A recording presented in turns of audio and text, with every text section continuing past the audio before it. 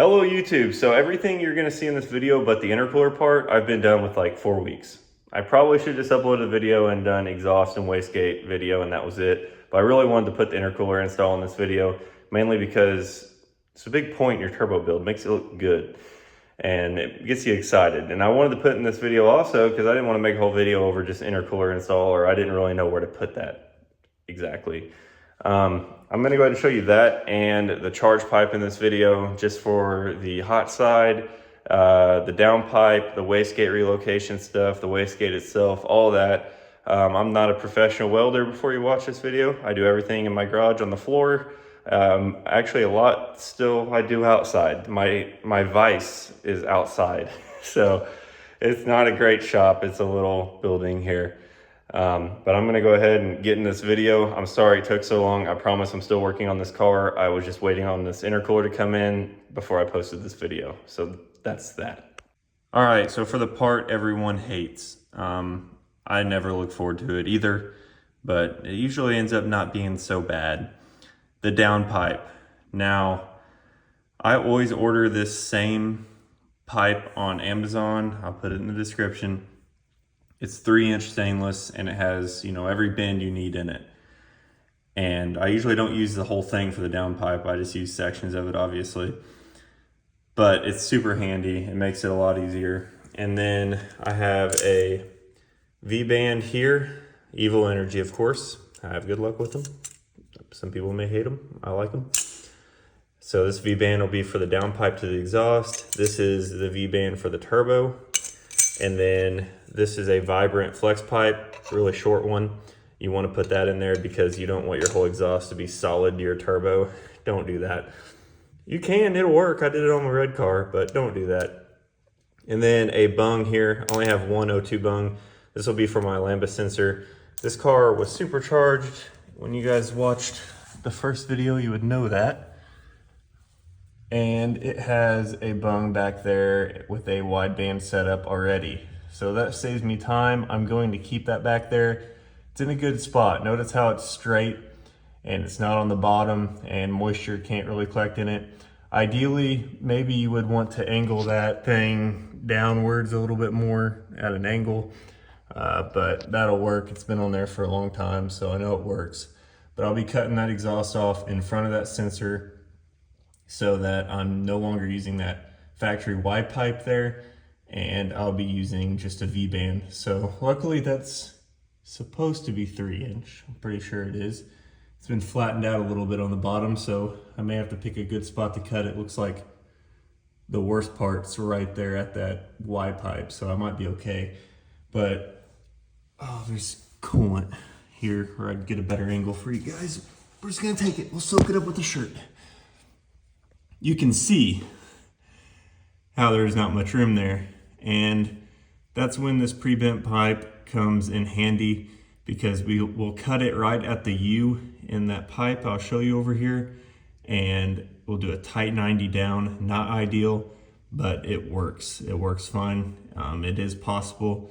If you want to, you can hammer that floor pan in, which you can do. Not a big deal, really. It depends how much you like your car, I guess. This being a ZHP, we're not gonna do that. So I'm not gonna bring a hammer to it, try not to anyways, but I'm gonna go ahead and do the first cut, which is your hardest cut, and then we'll keep on moving. So I do have a chop saw, but it's on the floor. My garage isn't really set up. I only have a 2-car garage and it's full. It's full of engines and everything else. And an MS-43 wiring harness. That's a different video. But we're just gonna cut this right here in this U-bend, and we're gonna get close here because we gotta think this is where our V-band's gonna go on our turbo, and we don't wanna run into the wall, obviously, your floor pan / firewall. I know this is really basic information for fabricators, but this is more for like people like me, and I'm sure some of you guys don't do a lot of fabricating or welding and you dread this part like me, so I'm just gonna make this really basic and explain this really basic. So I'm gonna cut this. You don't wanna go too far into the 90 or it won't be truly a 3-inch anymore sometime, and you'll realize that your V-band won't fit. You don't wanna do that. So we're literally going to guess on this first cut because we just need to make sure we can get our start and our tight bend right out of that turbo. So I'm gonna try to cut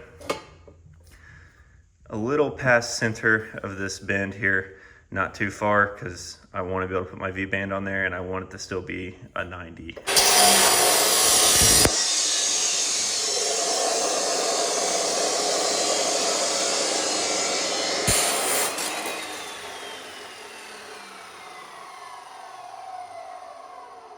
All right, totally missed that camera angle for you guys. You're welcome, but just wanted you guys to experience how loud that was, just like my neighbors got to experience how loud that was.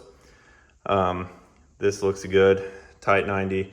Gonna go ahead and put the turbo V-band on there, loose. I'm not even gonna tack it yet, and just make sure this is a good starting point and it's going to clear our firewall. All right, well, I guess some of the stuff I may have said was wrong. I don't know if this housing's different than my original one I had, like how far it sticks off right here, because I used this turbo when I did my last build, no problem. This is really, like, if you guys ever messed with this before, you can like push this in a lot because there's also another layer of this behind it. So what we're gonna do is we're gonna take this off and we're gonna cut away all this behind it here. I don't even run any of this on my cars, but since this is a customer car, I'm gonna try not to catch it on fire. Probably won't, but you know, play it safe. So I'm gonna remove this and remove the black part that's behind it, just the part that's behind it, not the whole trans tunnel.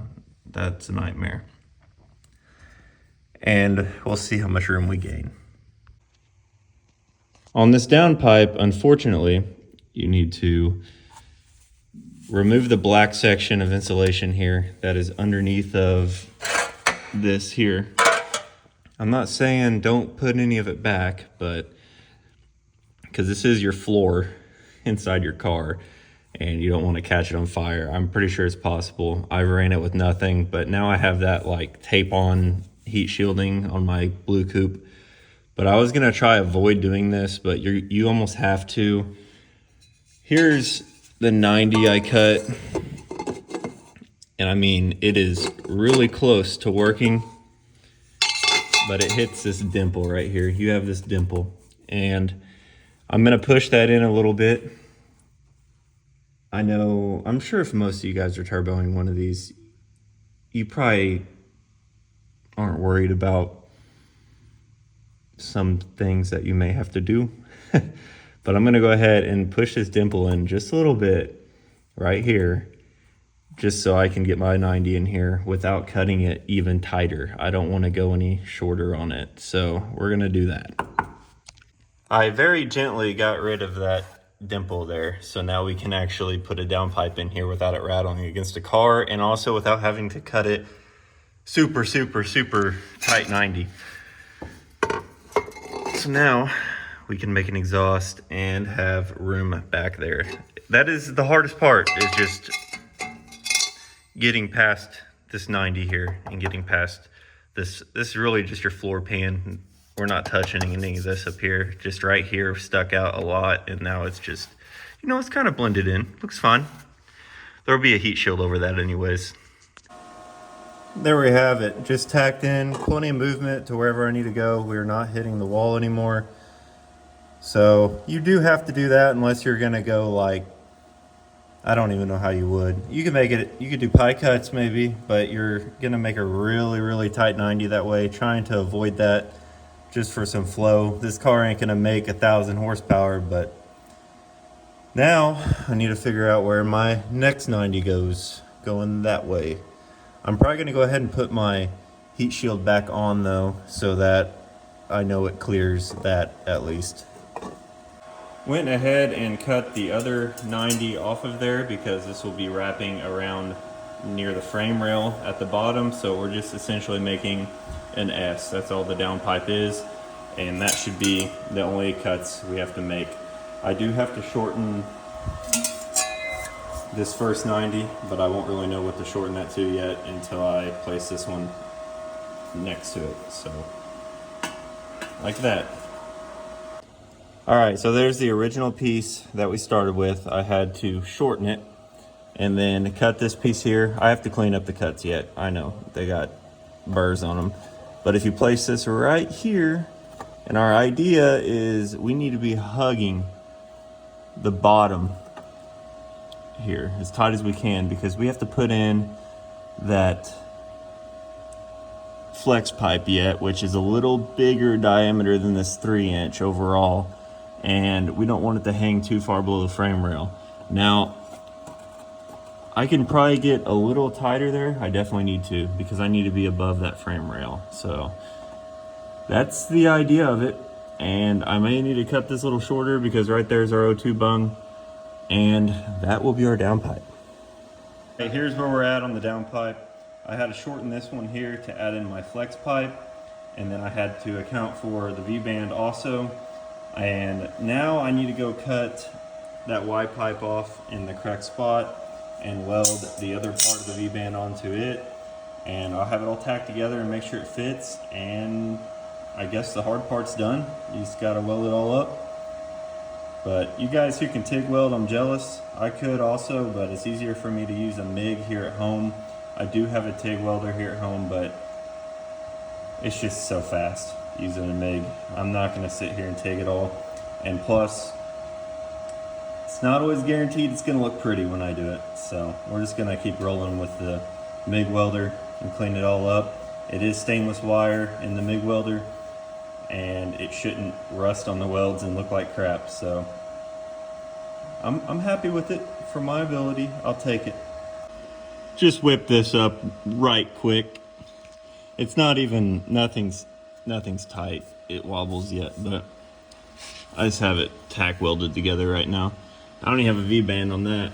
She's sitting perfect. Made it up with the old exhaust. The whole exhaust is kind of loose right now, so it's going to snug up tighter than that, even though hopefully not much, because it's pushing it. I got as close to this floor as I could to try to stay above the frame rail as much as I could, but I'd say it's fitting pretty good, especially without the clamp even on that, and that fits perfect. So I'd say it's gonna work. For this relocation pipe for the wastegate so far, I need to fully weld it yet, but I don't want to warp that flange, so I'm waiting in between welds on it. But it's really simple. This is where I'm at on this. Not a lot I can really show on this, because this will be different depending on what wastegate you're using, what turbo you're using, how you make your downpipe. This is always different. This is just at least to give you guys an idea. There it is. Try to get this cap as close to the transmission as I could, away from the heat. So everything around the exhaust housing is going to be hot anyways and is made for it. I just wanted to keep the cap off it, and I had to put a 90 down on here. I'm just super happy that I made this thing fit. I'm going to stop rambling now. I'm just happy it's in. I have the wastegate relocation pipe up in there. Pain in the butt. And I have this downpipe resting in here. It's all welded up. And the only thing that I'm running into is where I'm going to put my lambda sensor. And this wastegate will have a dump coming straight out of it. So it kind of would be along the line of where you would put your sensor. I have come to the conclusion that this is where my lambda is going to go. And it will clear. It will be sitting in there a lot deeper, so it will definitely clear. And it'll be pointing up. The body of it will be.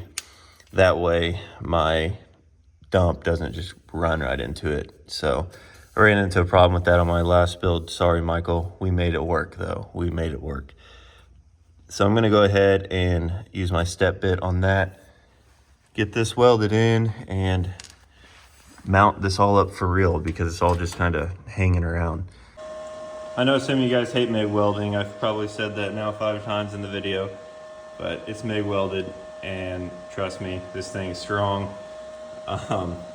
It's not as pretty as TIG weld, but it is stainless MIG wire, so we're good. I got that bung in there. Thank God for step bits, because it's crazy how big of a hole that is to insert one of these welded bungs. But I'm happy with it. It fits good.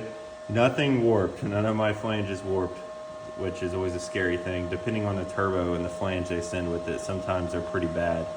But I'm gonna go ahead and let that cool off, and I'm gonna install this, hopefully, fingers crossed, for the final time, and put in my lambda sensor over there.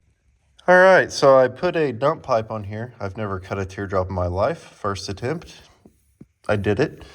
And then wastegate is on for good. Downpipe, everything is on, and it's looking good. Didn't really show much about the dump pipe because I wasn't sure how it was gonna turn out. It is clearing this perfectly fine. I've had issues where I didn't know where to put the lambda sensor, but once this is ran over the transmission, this plug, it's not going to be around heat, and my dump pipe clears it plenty. So pretty happy with that. Pretty happy with my teardrop cut, but it all worked out. Sorry I didn't show more. Can't show everything because I fail half the time before I actually get it right. So we're looking good though. Nothing's touching and rattling.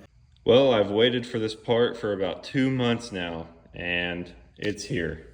It's worth it though. It kind of sucked, but it is a Treadstone intercooler. Here is the part number, the recommended intercooler. I run a massive one on my red car, a lot bigger than this. There's some other variations of sizes. Some of them fit like they're supposed to be there, and some of them require a lot of cutting, and this should be the golden ticket right here. Let me show you the measurements. I know there's basic measurements on their website, but if we go inlet to outlet, we're at 31, and then our height is about 10.5. But if you want to look up here,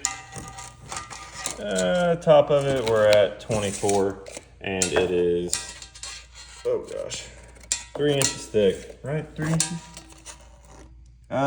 Sorry, my bad. 3.5. So we're gonna go ahead, put this on the car just quickly.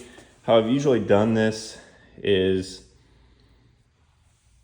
I believe I'm gonna cut these 4 studs off so they don't destroy the intercooler.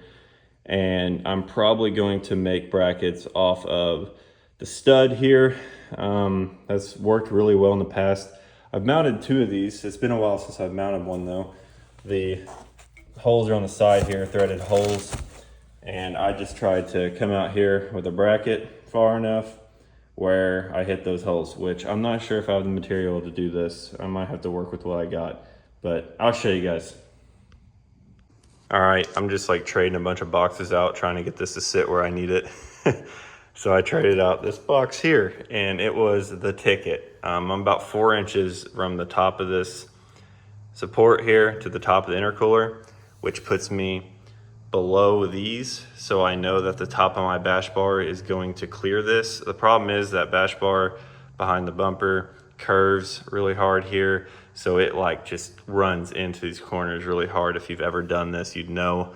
And then when it comes to the intercooler, I mean, we're gonna nail it. So another thing to check is your car's in the air when you're doing this. Possibly you can do it on the ground. That would be ideal because then you know your clearance of your intercooler, which if you look here, it's spot on with the radiator. So that's how they designed the car. That's the height they put the radiator at. So this actually right here is exactly where you want it.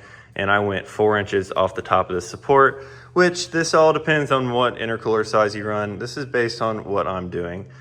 And now I need to use this stud. That's all it takes. And make brackets to hit these threaded holes here. Not saying it's gonna be like beautiful, but I know I can make something that's gonna work and last. I'm gonna use some stainless angle somehow here. The only pain is you put the brackets on and then you slide the intercooler in, because you can see the stud is kind of behind where this mounting point is on both of them. And I got it really centered, so I'm gonna roll with it. there is the intercooler all mounted up.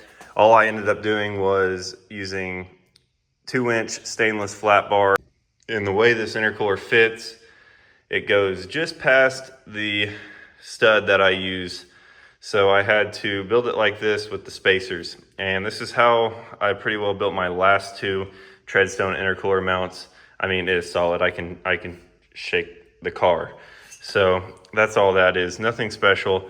Just a 3 1/4 long piece of 2-inch stainless flat bar, and then I trimmed the piece back here in the back a little narrower because it didn't need to be 2 inches, but it needed to go a little higher than this bracket. Believe it or not, it takes a little bit of thought to get that right and make sure this thing is perfectly flat.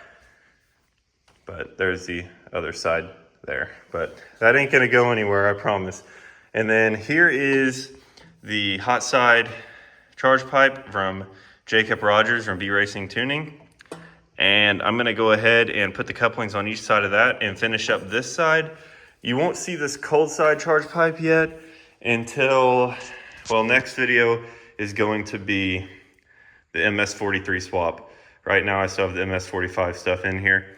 But once I get the wiring harness swapped in and everything, I'm gonna put the M50 intake manifold on and just show you guys some of that conversion. You guys have probably watched that a million times on other people's channels.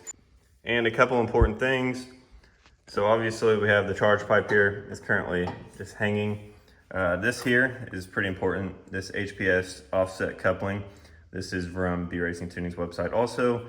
And this is what I use coming out of the 90 on the turbo to get up and over the subframe a little more. So that's all that is on that end. And then obviously a reducer here for this 3-inch intercooler inlet. And that's it. Okay, so a lot happened today, but now you can see how much is going on under here. I do need to zip tie off some of these coolant lines. I need to make sure it's not rubbing this wastegate line for obvious reasons. You guys know that's pretty important. And then I have the offset coupling in there. Clears the frame just like we want. I have the intercooler pipe in here from Jacob. And now, I'm getting tired of crawling around on my back, but now I need to start on wiring harness stuff for next video. So thanks for watching, guys. A lot happened in today's video. I can't show you everything. I wish I could, but this is kind of different on everyone's car, depending on what turbo you're gonna run mainly. But a lot of it is an idea if you're gonna use a SPA bottom mount turbo. And most of this stuff, almost all of it, you can get from B Racing Tuning. But have a good one, guys.